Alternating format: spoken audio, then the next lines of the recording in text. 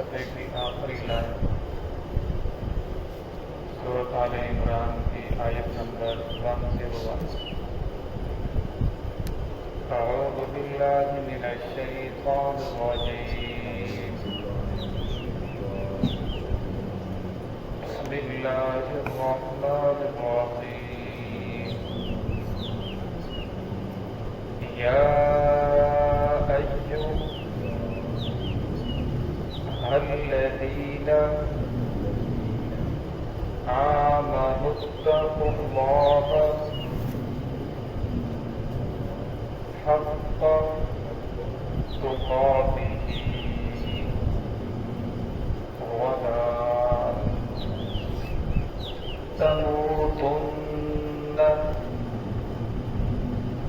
إلا وأنتم مسلمون واعتصموا بحبل الله جميعا ولا تفرقوا واذكروا نعمة الله عليكم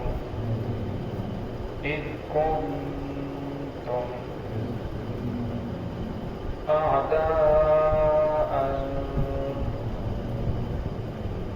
فألف بين قلوبكم فأصبحتم بنعمته إخوانا وكنتم على شفا حفرة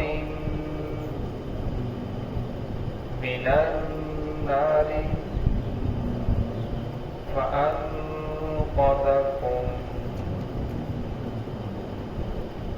منها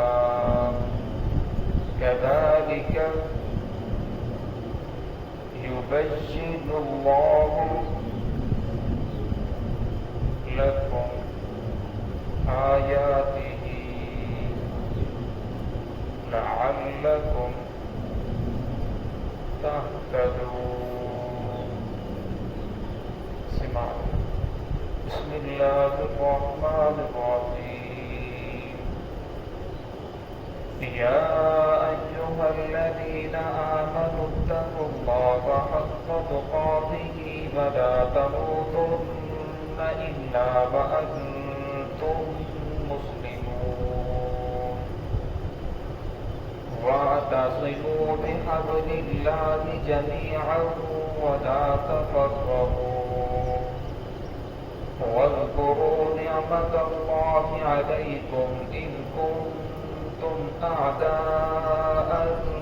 فألف بين قلوبكم فأصبحتم بنعمته إخوانا وكنتم على شفا حفرة من النار فأنقذكم منها كذلك يبين الله لكم آياته لعلكم تهتدون۔ یا ایھا الذین آمنوا، اے وہ لوگو جو ایمان لائے ہو، آمنوا اتقوا اللہ حق تقاتہ، ڈرو اللہ تعالیٰ سے حق تقاتہ، جیسا کہ اس سے ڈرنے کا حق ہے، ولا تموتن، اور تم ہرگز نہ مرو، الا وانتم مسلمون، مگر اس حال میں کہ تم مسلمان ہو، تم فرما برداری کرنے والے ہو۔ واعتصموا بحبل اللہ، مضبوطی کے ساتھ تھام لو، بحبل اللہ، اللہ رب العزت کی رسی کو، جمیعاً تمام کے تمام، ولا تفرقوا، اور آپس کے اندر تفرقہ نہ ڈالو، واذکروا نعمت اللہ، اور یاد کرو اللہ رب العزت کی نعمتوں کو علیکم جو اس نے تم پر کی ہیں، ان کنتم اعداء جبکہ تم ایک دوسرے کے دشمن تھے، فألف بین قلوبکم بس اللہ تعالیٰ نے تمہارے ایک دوسرے کے درمیان دلوں میں محبت ڈال دی، فأصبحتم بنعمتہ بس ہو گئے تم اللہ تعالیٰ کی نعمت سے، اس کے فضل سے اخوانا بھائی بھائی، وکنتم علی شفا حفرۃ من النار اور تم تھے آگ کے کنارے کے گڑھے کے اوپر کھڑے، فانقذکم منہا بس اللہ رب العزت نے تمہیں اس سے بچا لیا، کذالک یبین اللہ اسی طرح اللہ رب العزت بیان کرتے ہیں، لکم تمہارے لیے آیات ہی اپنی نشانیاں، لعلکم تہتدون تاکہ تم ہدایت پا جاؤ۔ گزشتہ آیات سے اوس اور خزرج کا تذکرہ چل رہا تھا کہ یہودیوں کے بڑکانے کی وجہ سے ان کی آپس کے اندر لڑائی ہو گئی، تو یہاں اللہ رب العزت نے لوگوں کو سمجھایا، یا ایھا الذین آمنوا اے وہ لوگوں ایمان والو، اے میرے چاہنے والو، اے مجھ سے محبت کرنے والو، اے میری محبت کے دعویٰ کرنے والو، اے میرے ساتھ پیار کرنے والو، اے میرے پیار کے اندر نعرے لگانے والو، حق تقاتہ ایسا ڈرو جیسا کہ ڈرنے کا حق ہے، آمنوا اتقوا اللہ اللہ سے ڈرو، حق تقاتہ ایسے ڈرو جیسے ڈرنے کا حق ہے، ولا تموتن الا وانتم مسلمون اور میں تمہیں موت نہ آئے، اور اگر موت آئے تو اس حال کے اندر آئے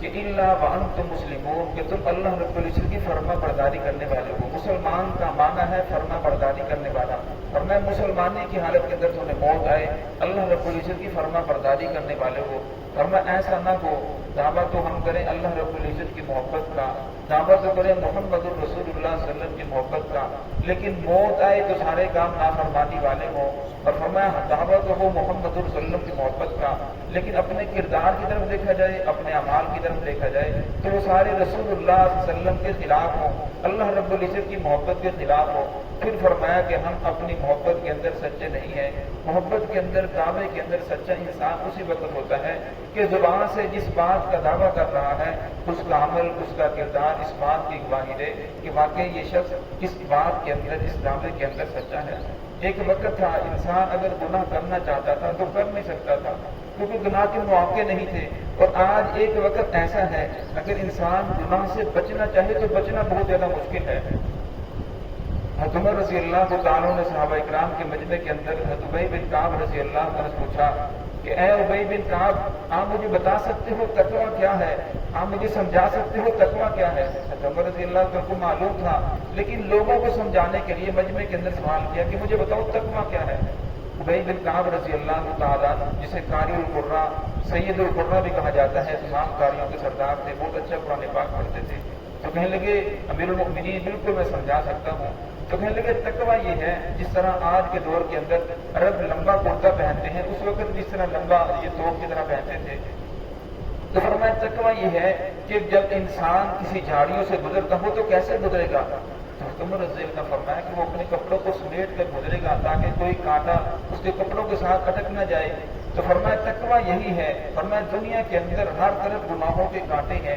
گناہوں کی جھاڑیاں ہیں، فرمایا جب اس سے انسان گزرے تو اپنے آپ کو بچا کر لے جائے، یہی تقویٰ ہے۔ جس طرح انسان دنیاوی جھاڑیوں سے اپنے آپ کو بچاتا ہے وہاں سے گزرنے کے وقت تاکہ کوئی کانٹا اس کے کپڑوں کے ساتھ اٹک نہ جائے، ورنہ اسی طرح دنیا کے اندر ہر طرف گناہ ہے، ہر طرف بے حیائی ہے۔ اگر انسان بد نظری نہیں بھی کرنا چاہتا تو اس سے بد نظری ہو جاتی ہے، اگر انسان رشوت نہیں بھی لینا چاہتا تو ایسے ایسے مواقع آ جاتے ہیں انسان کو مجبور کر ڈالتے ہیں، وہ رشوت کے اوپر مجبور ہو جاتا ہے۔ اگر کسی کی سفارش نہیں بھی کرنا چاہتا، جو ایسی سفارش ہے جو کرنے جائز نہیں ہے، تو اسے مجبور کر دیا جاتا ہے۔ تو فرمایا اس واقعے کے اندر اپنے آپ کو بچانا، گناہوں سے بچ جانا، یہی تقویٰ ہے۔ دعا ہے کہ اللہ رب العزت ہم سب کو یہ نصیب فرمائے۔ واعتصموا بحبل اللہ، ابھی اللہ رب العزت فرمایا اللہ کی مضبوط رسی کو مضبوطی کے ساتھ پکڑے رکھو۔ رسی سے مراد دین ہے، محمد رسول اللہ صلی اللہ علیہ وسلم جو دین لے کر آئے اس سے مراد وہی ہے کہ پکڑے رکھو بحبل اللہ، اللہ رب العزت کی رسی کو جمیعاً تمام کے تمام، ولا تفرقوا، اور فرمایا آپس کے اندر تفرقہ نہ ڈالو، آپس کے اندر لڑائی جھگڑا نہ کرو، دین کے اندر لڑائی جھگڑا کر لو۔ فرمایا جب دین کو بیچنا شروع کر دیا جائے، جب انسان کا سار و دارا مدار اسی کے اوپر منحصر ہو جائے، پھر فرمایا یہود و نصارہ کے اندر بھی یہی تھا، یہودیوں نے کہا کہ وقالت الیہود عزیر ابن اللہ، عزیر علیہ السلام اللہ رب العزت کے بیٹے ہیں۔ جب انہوں نے یہ دعویٰ کیا کہ لوگ ان کی طرف مائل ہو گئے، ان کہا تو اللہ کا بیٹا ہے اور اللہ کا بیٹا سفارش کرے گا تو جنت کے اندر چلے جائیں گے، اور وہ کہتے بھی تھے نحن ابناء اللہ واحباؤہ، ہم تو اللہ کے بیٹے ہیں، اللہ کے محبوب ہیں۔ یہ قرآن پاک کی آیت ہے، تو لہٰذا ہمیں کیسے عذاب ہوگا؟ عزیر علیہ السلام اللہ کے بیٹے ہمارے پاس موجود ہیں۔ اور جب انہوں نے دیکھا کہ لوگ ان کی طرف مائل ہو گئے تو عیسائیوں نے کہنا شروع کر دیا وقالت النصارى المسیح ابن اللہ، عیسیٰ بھی اللہ کے بیٹے ہیں۔ انہوں نے دیکھا کہ لوگ کس طرح مائل ہو رہے ہیں، لوگوں کو اپنی طرف مائل کرنے کے لیے، نذرانے ہدیے تحفوں کو حاصل کرنے کے لیے دین کو بدلتے چلے گئے۔ پھر ایسا ہوا کہ ان کے دین کا جو اصل نقشہ تھا وہ ہی چینج ہو کر رہ گیا، اصل کا نقشہ ہی باقی نہیں رہا۔ اور میں آج بھی دین کے اندر اگر انسان ایسی ایسی خرافات پیدا کرنے شروع کر دے جو دین سے ثابت نہیں ہے، جو محمد الرسول اللہ صلی اللہ علیہ وسلم سے ثابت نہیں ہے، تو فرمایا ایسی ایسی بدعات کو لے کر آ جائے اپنے پیٹ کی خاطر یا کسی اور وجہ سے، تو فرمایا پھر دین کا آہستہ آہستہ نقشہ بدل جاتا ہے۔ تو اللہ رب العزت بنا تفرقو، دین کے اندر تفرقہ نہ ڈالو، دین کے اندر نئی نئی خرافات پیدا نہ کرو، دین کے اندر ایسی باتیں پیدا نہ کرو جو دین کے اندر نہیں ہے، جو قرآن سے ثابت نہیں ہے، محمد الرسول اللہ صلی اللہ علیہ وسلم کے فرمان سے ثابت نہیں ہے، صحابہ کرام کی زندگی سے ثابت نہیں ہے۔ وَاذْكُرُوا نِعْمَتَ اللَّهِ، فرمایا یاد کرو اللہ رب العزت کی نعمتوں کو علیکم جو تم پر کی ہے۔ فرمایا انسان کے اوپر جتنی اللہ رب العزت کی نعمتیں ہیں تو فرمایا اگر انسان اس کو شمار کرنا چاہے تو کر نہیں سکتا۔ حضرت داؤد علیہ السلام جب اللہ رب العزت کی حمد بیان کرتے، شکریہ ادا کرتے، تو پھر کہتے یا اللہ میں تیرا شکریہ ادا کر نہیں سکتا، جس زبان سے شکریہ ادا کرتا ہوں یہ زبان بھی تو نے ہی عطا کی ہوئی ہے۔ تو فرمایا جب انسان شکریہ ادا کرتا ہے لئن شکرتم لأزیدنکم، قرآن پاک کی آیت ہے،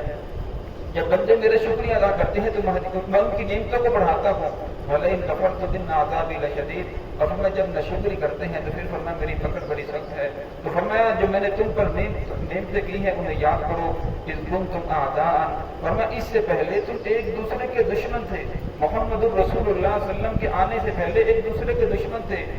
سینکڑوں سال ان کی لڑائیاں چلتی تھی، لڑائیاں ختم نہیں ہوتی تھی۔ فَأَلَّفَ بَيْنَ قُلُوبِكُمْ، فرمایا میں نے تمہارے دلوں کے اندر محبت کو ڈال دیا اسلام کی وجہ سے، محمد الرسول اللہ صلی اللہ علیہ وسلم کی تعلیمات کی وجہ سے۔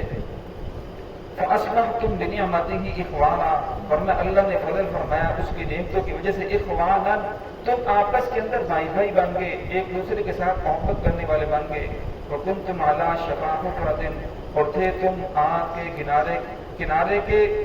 تم تھے آگ کے گڑھے کے کنارے کے اوپر کھڑے۔ اب شفا اگر شین کے فتح کے ساتھ ہو تو پھر اس کا معنی ہوتا ہے آگ کا کنارہ، یعنی کسی چیز کا کنارہ۔ اگر شین کے کسرہ کے ساتھ آ جائے تو پھر اس کا معنی ہوتا ہے شفا، جس طرح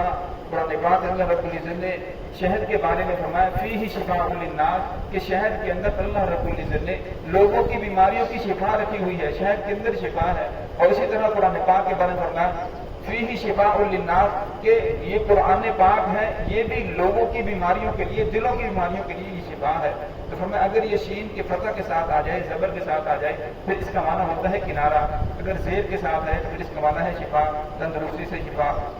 یعنی بیماری کے بعد جو شفا حاصل ہوتی ہے، پھر اس کا معنی یہ ہے۔ تو یہاں فرمایا شفا حفرۃ،